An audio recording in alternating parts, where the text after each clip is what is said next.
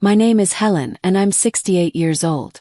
I live in a quiet duplex just outside of Asheville, North Carolina. The house isn't fancy, but it's mine. I've lived here alone for the past 17 years, ever since my husband Walter passed away from a heart attack in his sleep. He was 55. I was 51. It took a long time before I could sleep through the night again. Grief is an odd companion.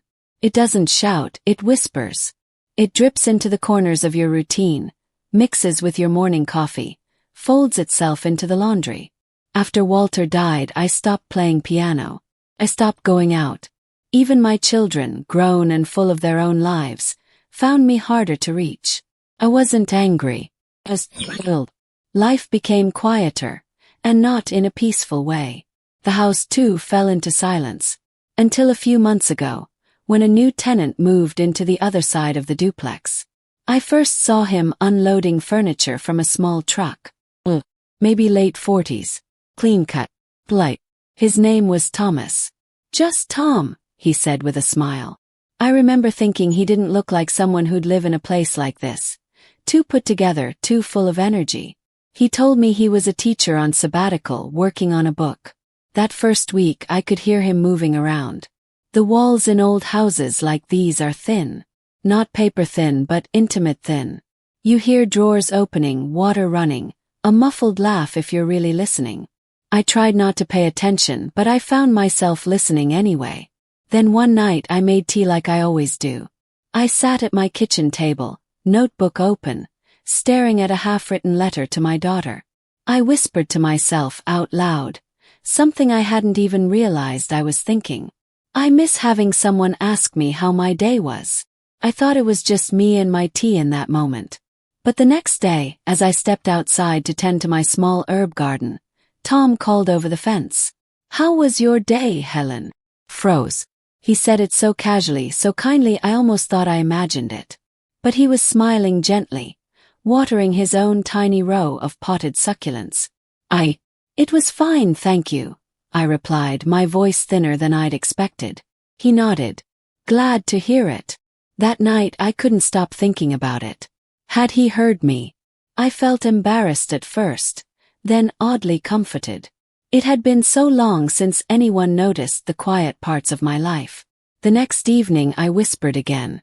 "I'm thinking about painting again." 2 days later, a canvas showed up on my porch. No note, but I knew it was him. I stood there with it in my hands, heart thudding like I was 20 years younger. That night I didn't whisper. I spoke softly but clearly, sitting at my kitchen table. "Thank you." No reply came, not in words. But the next morning, a small tin of watercolor paints sat where the canvas had been. It became a strange, beautiful ritual. Me speaking into the soft air of my kitchen. Him replying through quiet gestures. It wasn't romantic, not in the way movies would paint it. It was connection, gentle, respectful, unspoken but deeply felt. One night I said, "I still wear the ring." I looked down at my hand. The gold band dull with age, still on my finger after all these years.